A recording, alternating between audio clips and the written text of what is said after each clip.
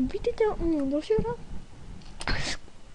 Dneska si ukážeme, teda bude to krátký video, krátký.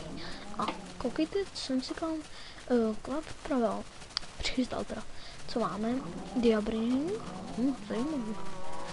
Už asi nevím proč, aby jsme odhodli explozit TNT, a co TNT?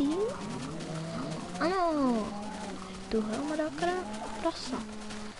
Takže ano, tady máme pláchu, tam jdeme to. A teď je rychle utečeme. Dobrá, opět, teďte lidi.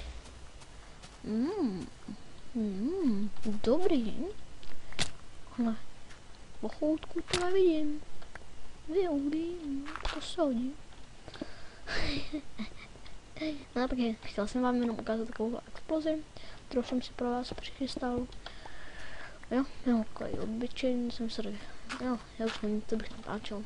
Tak se na to vykašlu a ukážu fanouškům, nebo prostě ty, co se na tohle koukají, explozi TNT.